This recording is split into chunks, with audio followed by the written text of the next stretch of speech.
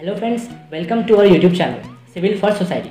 So without wasting a second, let's start a video. So friends, कुछ days पहले मुझे एक फ्रेंड का कॉल आया एंड ही सेज कि उसने 2 मंथ में कुछ भी नहीं पढ़ा है एंड पीए के टाइम भी ज़्यादा कुछ पढ़ा नहीं था. So I gave him some tips that I will share today with you. आपने भी लॉकडाउन में कुछ नहीं पढ़ा है एंड अब टेंशन हो रही है कि पूरा सिलेबस कंप्लीट कैसे होगा, एक ही मंथ बचा है. So don't worry, if you follow my video I am damn sure syllabus complete हो जाएगा, वो भी सिर्फ एक मंथ में. ठीक है. So today we will discuss on following question. First is how much hours we have to study. Then next is on what time we have to study. And then third is very important question, which subject we'll study first. And fourth question is how to study that subject. ठीक है. So the first question is how much hours we have to study. So friends, we have 30 days in which her day हमारे पास 24 hours है, जिसमें से हम 8 hours सोएंगे and 9 hours पढ़ेंगे. अब शौक मत हो कि अब तक सिंगल आवर भी नहीं पढ़ा एंड अचानक 9 hours कैसे पढ़ लेंगे. तो फ्रेंड्स, हम 9 hours को 3 hours में डिवाइड कर देंगे, इसलिए हम पे ज़्यादा स्ट्रेस भी नहीं आएगा एंड सब इजी लगेगा. Now the next question is how much hours we have to study. So friends, जैसे कि हम जानते हैं कि हमने 2 months बहुत ज़्यादा मजे कर लिए एंड अब टाइम है कि हमें अपने कंफर्ट जोन से थोड़ा बाहर आना है. अगर हमें अच्छी लाइफ चाहिए, अच्छे जॉब चाहिए, ये सब छोड़ो, अच्छे मार्क्स चाहिए ना, तो हमें रात को 11 बजे सोना है, मतलब सोना है. अगर आप रात में 11 बजे सोगे तभी नेक्स्ट डे पढ़ते टाइम आपको नींद नहीं आएगी, नहीं तो आप पक्का सो जाओगे. और हमें 9 hours पढ़ना है, ये कम नहीं होते. ठीक है. देन ऐसा ज़रूरी नहीं है कि हम जल्दी सो रहे हैं तो फिर जल्दी उठेंगे, मतलब 3 या 4 बजे सुबह उठ के पढ़ लेंगे. बिल्कुल नहीं, हम पूरे 8 घंटे सोएंगे. ठीक है. देन 7 बजे उठेंगे एंड 7 से 8 के बीच जो भी करना है कर लो, ब्रश कर लो, चाय पी लो, फ्रेश हो जाओ. इसके बाद 8 बजे से स्टडी स्टार्ट कर दो एंड 3 hours पढ़ना है. सो 8 से 11 के बीच में no phones, no calls and no WhatsApp. ठीक है. फ़ोन को स्विच ऑफ करके कहीं रख दो. एंड 8 से 11 अगर आपने पढ़ लिया ना तो 3 hours बहुत होते हैं. आपने 3 घंटे सुबह उठ के ही पढ़ लिया है तो आपका रेस्ट तो बनता है. फिर इसके बाद आप 2 hours का रेस्ट ले सकते हैं और इसमें भी 20 मिनट का लंच एंड 30 मिनट नहाने में लग जाएंगे. और इतना सब होने के बाद भी आपके पास पूरा 1 hour बचता है यूट्यूब चलाने के लिए एंड गेम्स खेलने के लिए. ठीक है. आप पबजी भी खेल सकते हो, कुछ भी खेल लो. ठीक है. इतना तो ठीक है. And now next important 3 hours are from 1 PM to 4 PM. यार 1 बजे से 4 बजे के बीच में इतनी नींद आती है बहुत ज़्यादा, लेकिन हमें बिल्कुल नहीं आएगी क्योंकि हम रात में बहुत ज़्यादा सो चुके हैं. और इस टाइम में कौन से सब्जेक्ट करने हैं ये भी मैं थोड़े टाइम बाद ही आपको बता दूंगा. ठीक है. अब अगर आपने 4 बजे तक जैसे मैंने बोला है वैसे स्टडी कर ली ना, तो सुन लो, आपने 6 घंटे पढ़ लिया है. और 6 घंटे बहुत ज़्यादा होते हैं, वो भी सिर्फ 4 बजे तक आपने 6 घंटे पढ़ लिया है. और इतना ज़्यादा पढ़ने के बाद आपको रिवॉर्ड तो बनता है ना, तो आपको मिलेगा 50% कैश बैक. मतलब 6 घंटे पढ़ लिया है तो 3 hours का कैश बैक, मतलब 3 hours का फ्री ब्रेक. इस टाइम में आप यूट्यूब चला सकते हो, गेम्स खेल सकते हो, फ्रेंड्स के साथ बातें कर सकते हो, बस सोना नहीं है. ठीक है.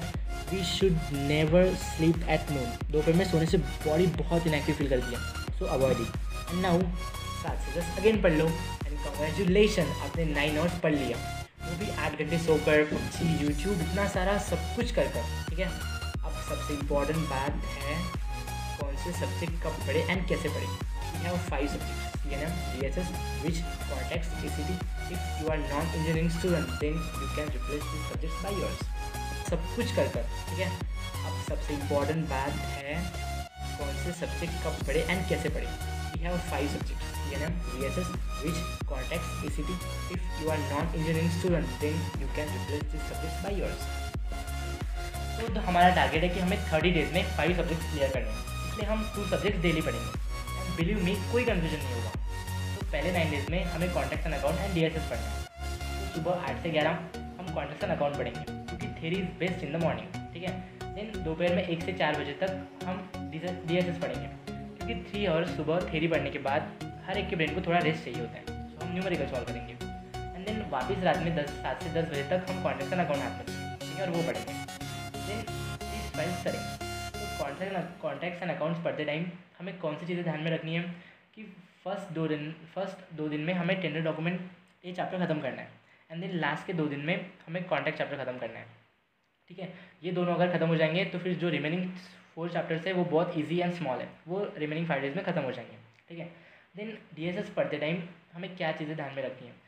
हमें डेली DSS का एक चैप्टर करना है और while studying DSS always start DSS with numericals. Never start with theory, ठीक है, क्योंकि अगर हम थ्योरी से स्टार्ट करेंगे तो हम 2 घंटे हमें थ्योरी करने में ही लग जाएंगे। इसलिए हमेशा न्यूमेरिकल से स्टार्ट करो एंड ज़्यादा न्यूमेरिकल सॉल्व भी मत करो, 4 एग्जाम्पल एनालिसिस के करो एंड 4 एग्जाम्पल डिज़ाइन के करो। देन 2 आवर्स में 8 एग्जाम्पल सॉल्व करना कोई बड़ी बात नहीं है, ठीक है। एंड देन जो लास्ट में 1 आवर बचता है उसमें आप थ्योरी लर्न कर लो। देन सेकंड 9 डेज़ में क्या करना है, तो सेकंड 9 डेज़ में हमें ACD एंड CNM स्टडी करनी है।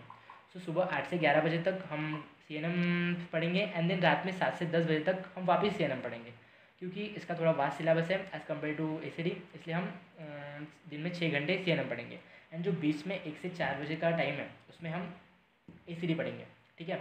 क्योंकि ACD बहुत इजी सब्जेक्ट है एंड वो हम खुद की लैंग्वेज में लिख सकते हैं, इसलिए हम डेली 3 घंटे ही ACD पढ़ेंगे। नाउ टिप्स वेल स्टडी, तो CNM पढ़ते हुए थोड़ी कंसेप्चुअल स्टडी करें, क्योंकि इसके जो कुछ वर्ड्स है वो मुझे बहुत हार्ड लगते हैं, इसलिए आप वो हार्ड याद रखने में बहुत ज़्यादा हार्ड लगते हैं, इसलिए थोड़ी अंडरस्टैंडेबल स्टडी करो।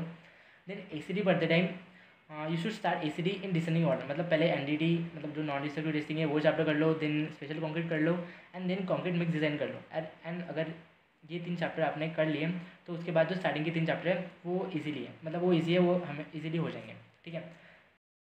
इसके बाद जो लास्ट के 9 डेज बचते हैं उसमें हमें क्या करना है, तो उसमें बस हमारे पास एक सब्जेक्ट है करने को, वो है bridge.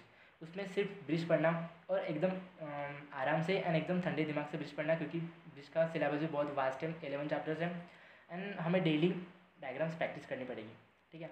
And if in any case some chapters of the some subjects are still not completed then you should complete them along with the bridge. So friends see 30 days का कोर्स हमने 27 days में ही complete कर दिया, ठीक है। अब जो remaining 3 days है उसमें क्या करना है, तो 3 डेज़ में लास्ट ईयर के जो क्वेश्चन पेपर्स हैं वो देखो, उनमें से जो क्वेश्चन यूनिक लग रहे हैं उन्हें वापस सॉल्व करो एंड प्रैक्टिस करो, ठीक है। सो इतना सफिशिएंट है। I hope you guys like this video, please comment and share it with your friends. Thank you.